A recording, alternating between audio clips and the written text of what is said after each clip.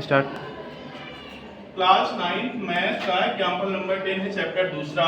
Question है हमारा x³ minus 23x² plus 142x minus 120 का गुणनखंडन कीजिए। हम देख पा रहे हैं कि हमारा जो बहुपद दिया हुआ है ये कौन सा बहुपद है? त्रिघात बहुपद। इसको रख लीजिए, आप लोग बोला करिए, बीच में रख दीजिए। कौन सा बहुपद है ये? त्रिघात बहुपद। इसमें शून्यों की संख्या कितनी होती है ले लो ना, उसको बोलना। सबसे पहले हम ये देखेंगे कि यदि हम इसमें x की वैल्यू 1 रखें, कितना रखें? x की वैल्यू 1 रखें तो हमारा शून्यांक क्या बन जाता है? x minus 1। तो हम इसको कुछ ऐसे रीअरेंज करेंगे कि इसका जो एक गुणनखंड प्राप्त हो जाए वो क्या प्राप्त हो जाए? x minus 1। तो पहले पद को छोड़कर दूसरे और तीसरे पद को दो भागों में हम विभाजित करेंगे। सबसे पहले एक बार हम सॉल्व करेंगे तो क्वेश्चन को लिख लेंगे। क्वेश्चन हमारा x³ minus 23x² plus 142x minus 120। सबसे पहले इसको अरेंज करेंगे तो ये हमारा बन जाएगा माइनस x² माइनस 22x²। ये जो हमारा 142 है इसको अरेंज करेंगे हम तो यह हमारा बन जाएगा प्लस का 22x और प्लस 120x माइनस 120। इनको हम दो के जोड़े में लिख लेंगे। दो जोड़े हमारे ये हो गए, दो जोड़े ये हो गए, दो जोड़े ये हो गए।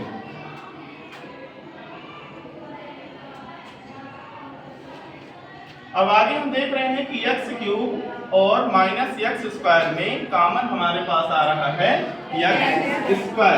तो x² कॉमन लेंगे, यहाँ बचेगा हमारा x और यहाँ माइनस चिन्ह नीचे आ जाएगा। x² जब पूरा कॉमन में आ जाता है तो यहाँ बच जाएगा हमारा a। क्या बचेगा यहाँ पास कॉमन? हमारा a आया।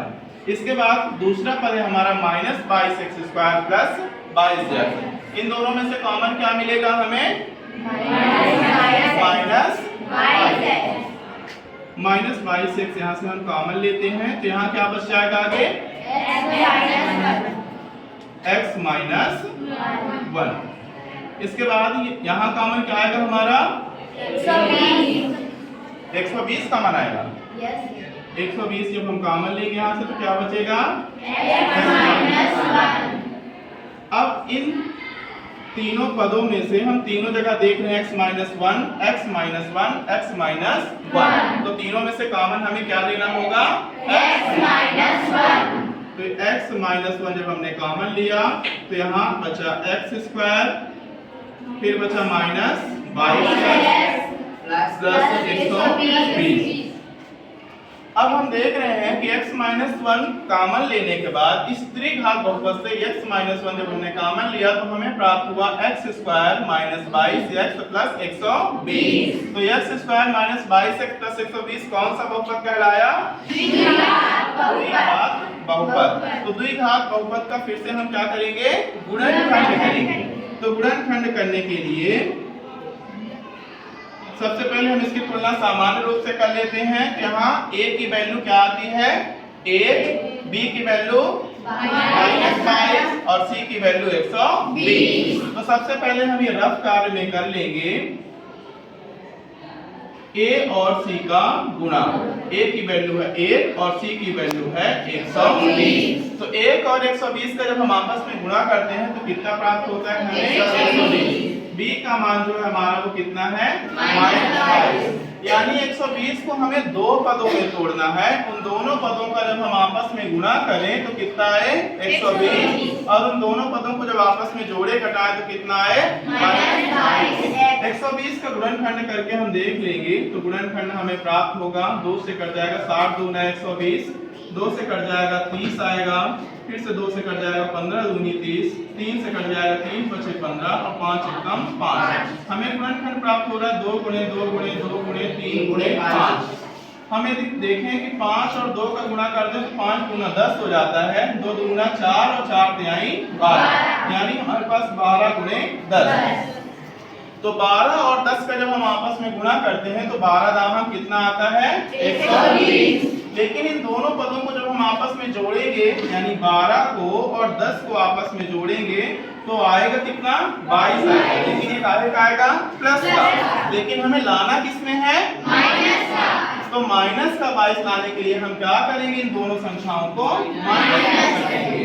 तो -12 -10 आपस में जुड़ेंगे कितना हो जाएगा -12 का गुणा -10 से होगा तो माइनस और माइनस का गुणा होता है तो क्या हो जाता है प्लस, और 12 दाम 120 हो जाता है। तो हमारे पास यहाँ दो संख्याएं बनेगी। यहाँ हम बड़ा कोष्टक स्टार्ट करेंगे, x स्क्वायर हमारा फिर से रिपीट होगा नीचे, -12x -10x प्लस 120 ब्रैकेट बंद। ठीक है, इसके बाद x -1, यहाँ भी हम दो का जोड़ा बना करके देख लेंगे। आप लोग बताइए x स्क्वायर और -12x में से कॉमन क्या निकल रहा है? माइक ले करके बोलो ना, उसमें तो आवाज स्पष्ट आएगी। ले लो उसको, डरो नहीं उससे। ले लिए x, तो x से कॉमन ले लिए, क्या बचा यहाँ x -12, यहाँ से क्या कॉमन आया -10, तो कॉमन में बचा क्या यहाँ x -12। अब हम आगे x -1 है, यहाँ देख रहे हैं x -12 यहाँ भी है और x -12 यहाँ भी है, तो एक बार उभयनिष्ठ कॉमन आ जाएगा हमारा x -12। अब जो x -10 बचा उसको एक अलग ब्रैकेट में x -10 को लिख देंगे। ये हमारा आंसर हो गया। तो जो हमारा त्रिघात बहुपद x³ -23x² प्लस 142x -120 था, उसके 3 गुणनखंड हमें प्राप्त होते हैं। पहला गुणनखंड है x -1, दूसरा है x -12 और तीसरा है x -10। बन जाएगा आप सभी से? Yes sir. ठीक है, बंद करिए।